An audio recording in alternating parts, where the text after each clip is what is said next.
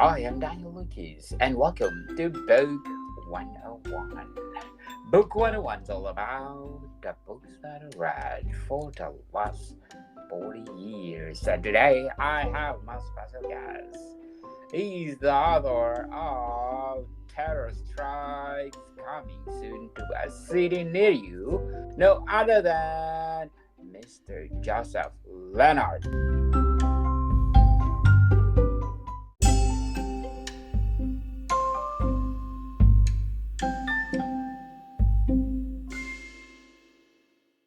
Yep, and again, I got to remind Joseph M. Leonard.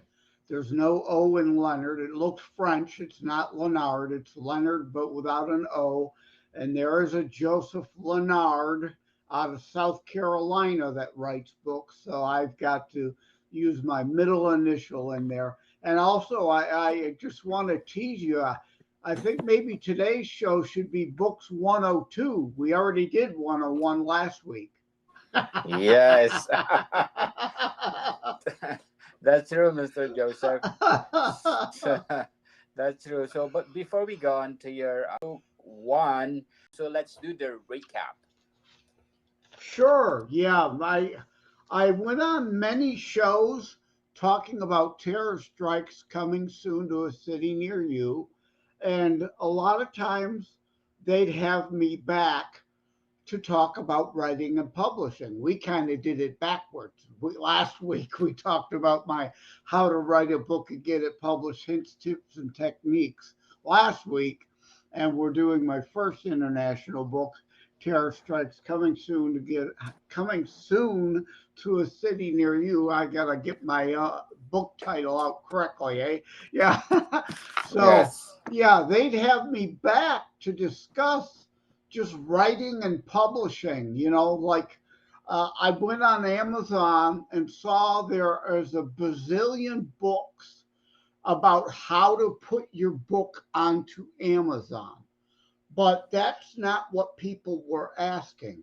There were no real books that took you from the basic concept of a book to writing the book, including scene and character development, your publishing options, what to do after you've published, because you're not done.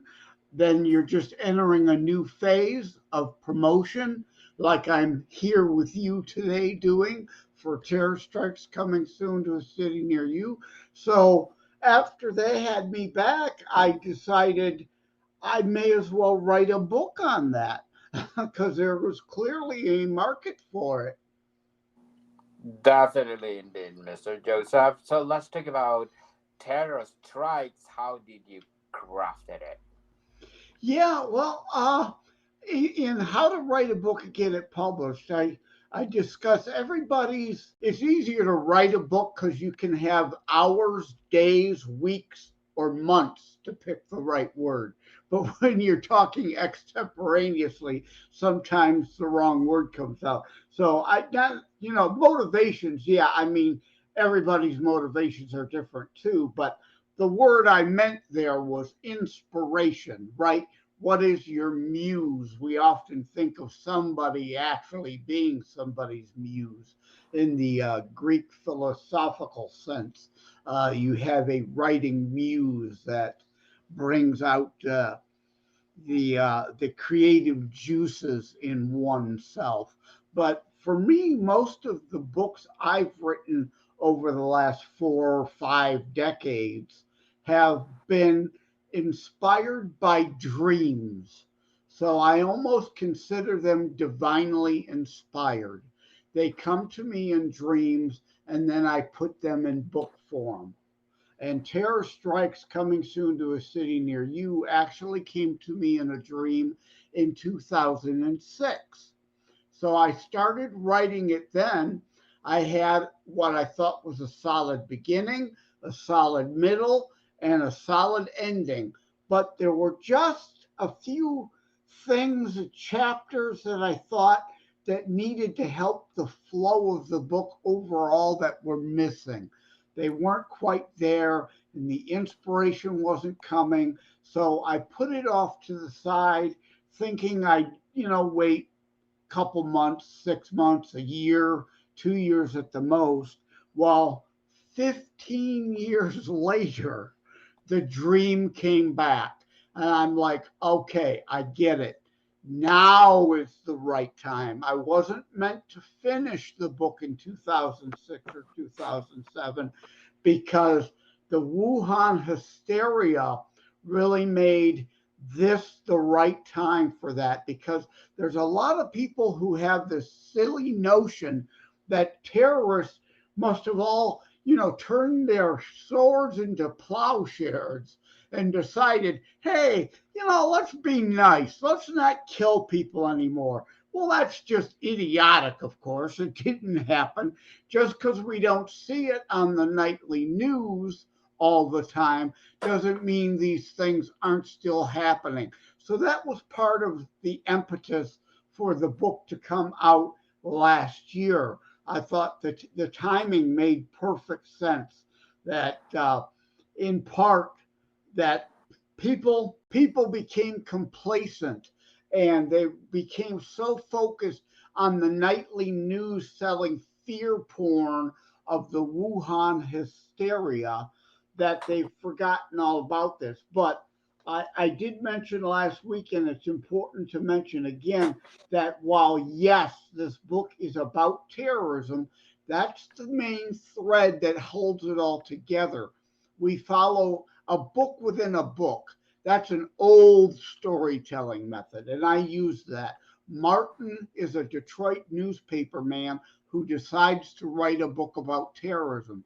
Hence, the terrorism thread throughout it. So it's really about him and following him, though. And it's not a book about death, but life and living, life over death, hope over fear, faith over despair, love over hate, good over evil, individualism over collectivism, freedom over tyranny, family and friends, life. And while I said Martin is a Detroit newspaper man, this isn't about 9/11. This isn't just about terrorism in the United States. This is an international book published internationally about international terrorism, terrorism everywhere. There's a chapter on Toronto, Ontario, Canada, London, England, Madrid, Spain, in Tokyo, Japan. I could have, of course, packed many more chapters in it, but I didn't want to create a book that was so big that it would be too expensive for people to afford in these tough times, this Bidenflation times, this Biden recession that has gone global. So terror strike coming soon to a city near you. What behind the first book of yours? That sums it up. And one thing I can also additionally share is a lot of people. I can't give spoilers. I got to be careful to not give too many spoilers. I certainly want to give teases about things, like when I said hope over fear.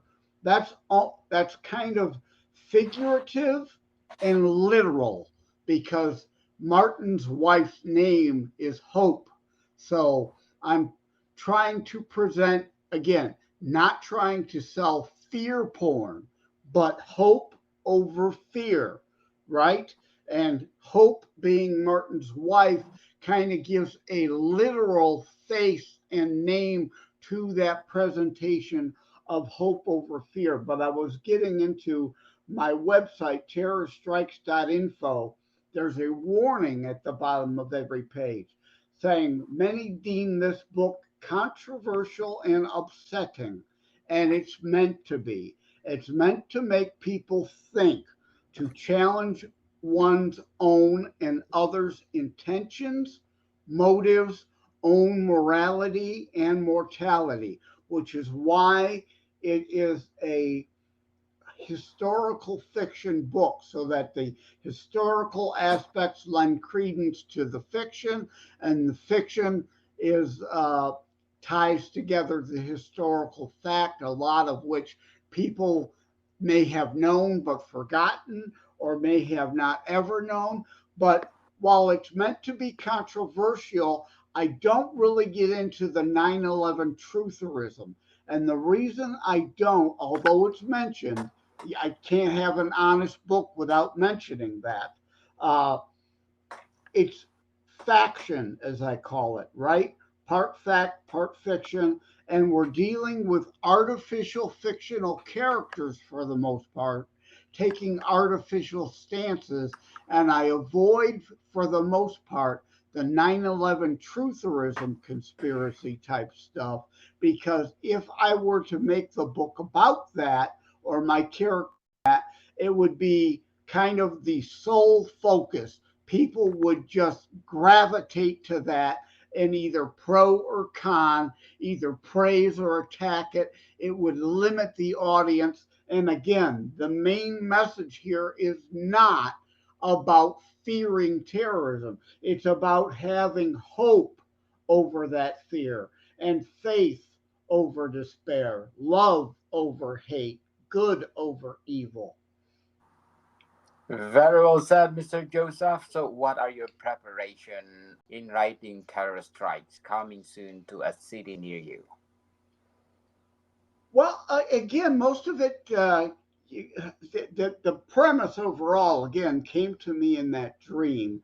So the notion of, in fact, dealing with terrorism in order to make it historical fiction and to make, again, the fiction believable by putting in some historical aspects of reality.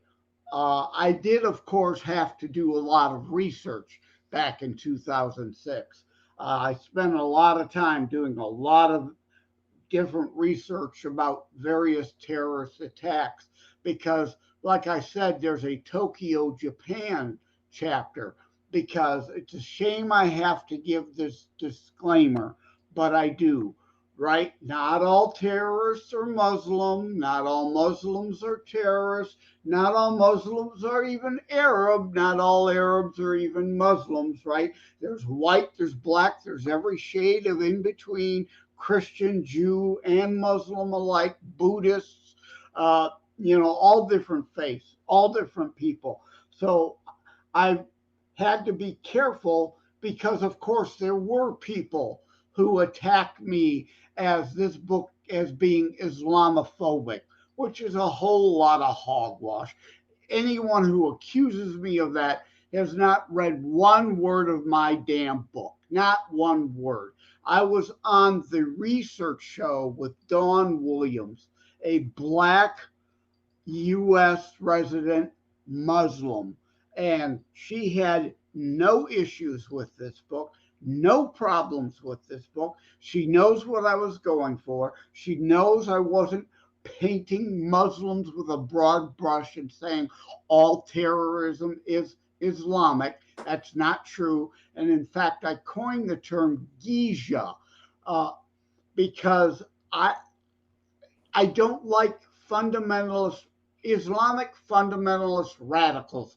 It doesn't roll off the tongue. Like during World War II, Joseph Goebbels coined the NSDAP, the National Socialist Deutschland Arbeiter Party, the Nazis. He coined them as Nazi Socies, and we, of course, dropped the socialist part and just called them Nazis because they became more fascist than socialist once they gained power.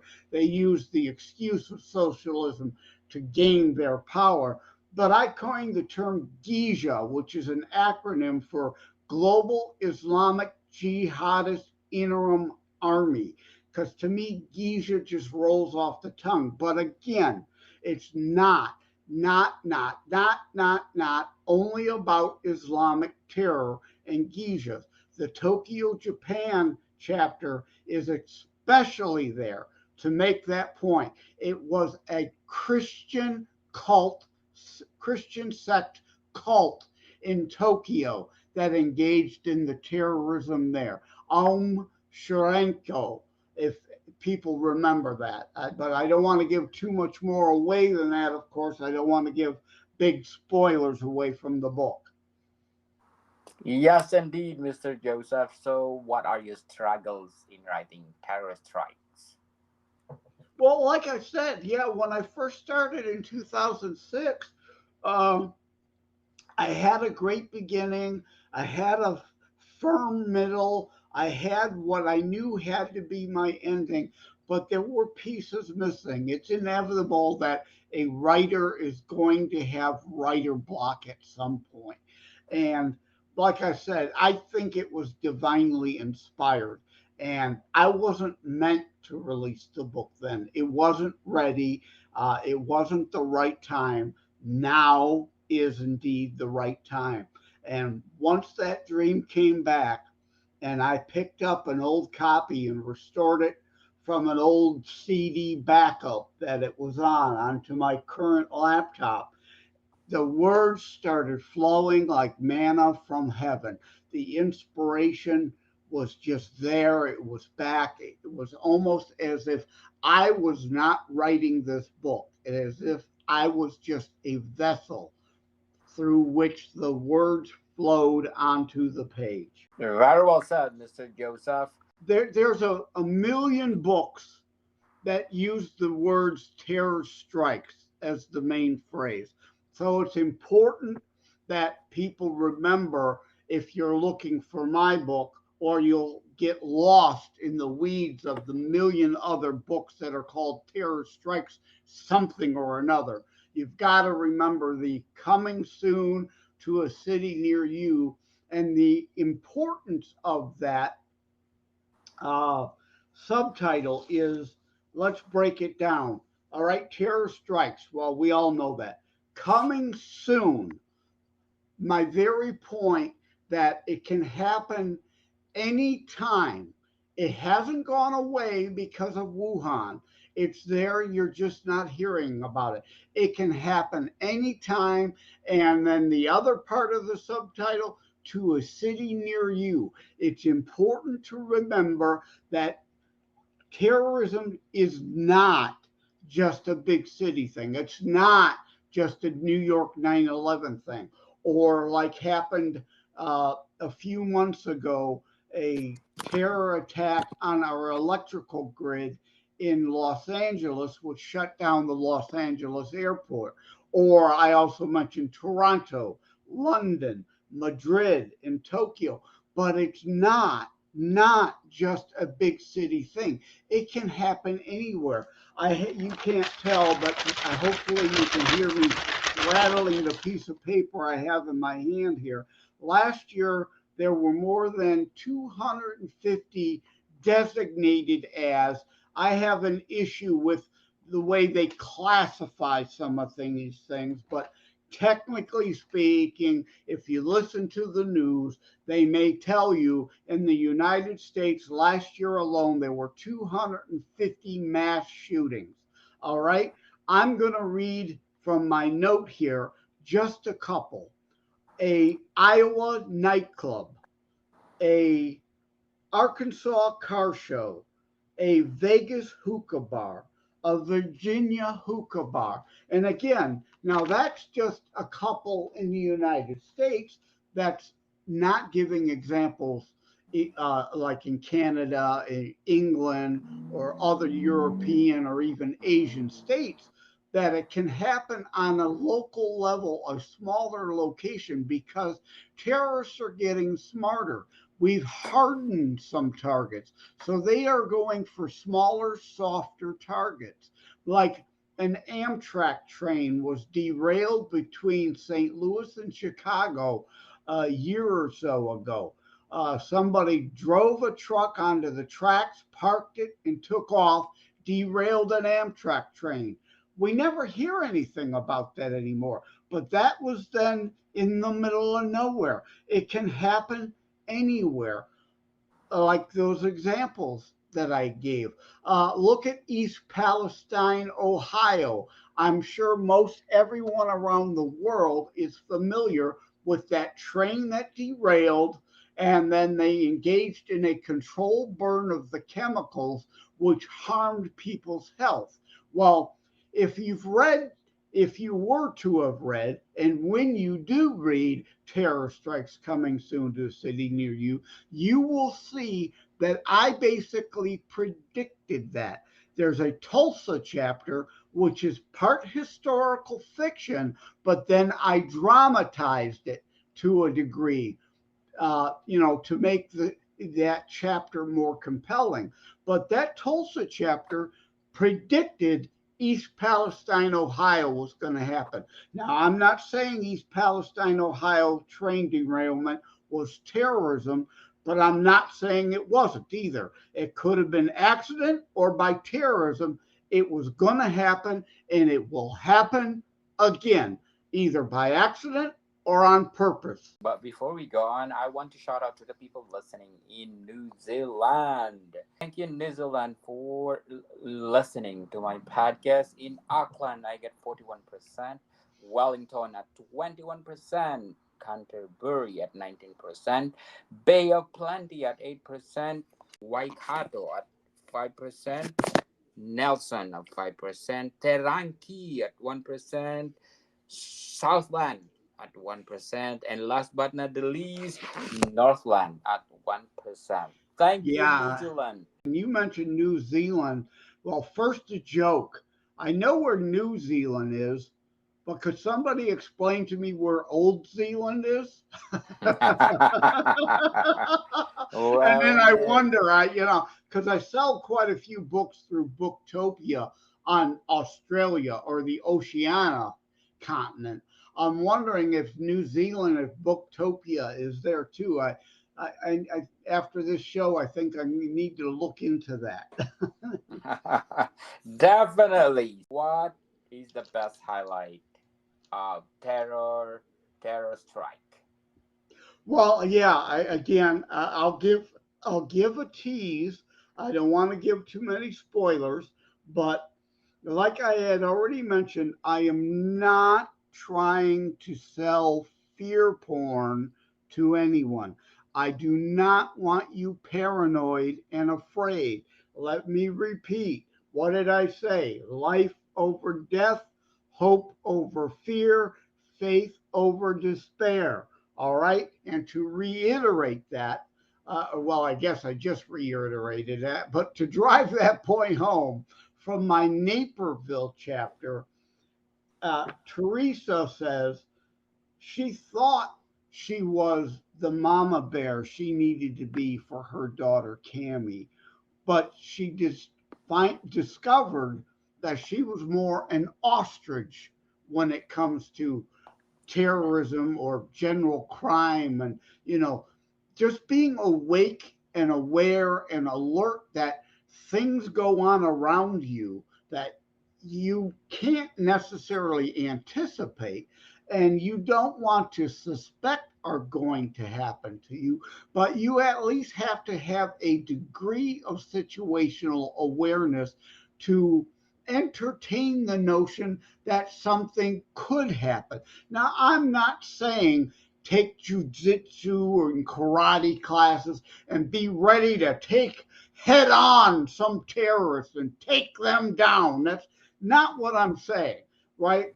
I just don't want you to be and completely caught off guard if something does happen nearby you, that you have your wits about you. You think logically and rationally and not out of fear, out of emotional hysterics. Now, like I said, Teresa thought she was the mama bear. Turns out she was an ostrich, which is an important analogy, although I like to joke I don't use metaphors because I'm just too clever for them. Metaphors bore me. I use meta sixes. But bum. Some lame author humor there. But anyways, yeah, the ostrich. An ostrich may wander onto train tracks, hear a noise, and bury its head between the tracks. Is not going to prevent it from being bowled over and killed by that oncoming train just because it buried its head in the sand and doesn't see and hear it coming. right? That's what I'm talking about in a degree of situational awareness. Just at least entertain the notion that, as the saying goes, shit happens, right? And if the shit hits the fan, you at least have entertained the notion that sometimes bad things happen to good people, and you've got to be ready to the point of being able to keep your wits about you to react rationally and not emotionally. Yes, indeed. So terror strikes.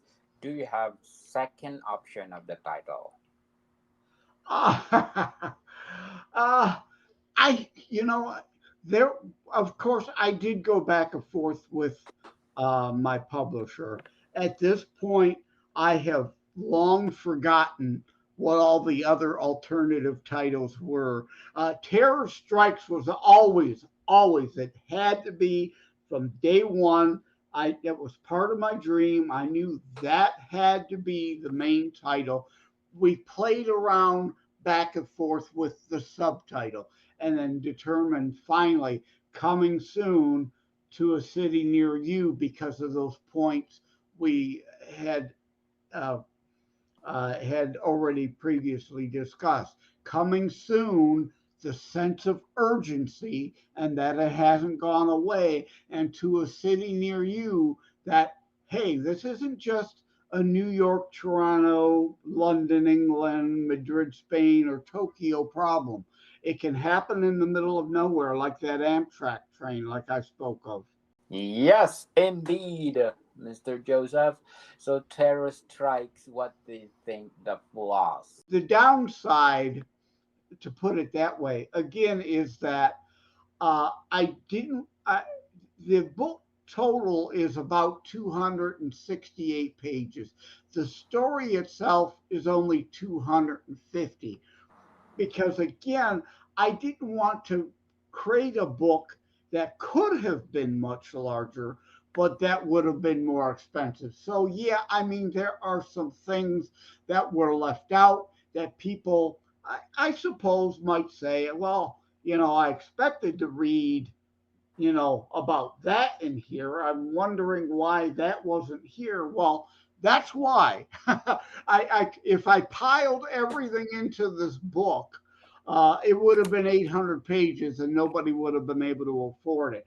So I we had enough. It was indeed bigger. I cut it down. I cut out some things. Uh, because again, the main thing, the main point was, did I get in my life over death, hope over fear, faith over despair, love over hate, good over evil, individualism over collectivism, freedom over tyranny, family and friends, life message.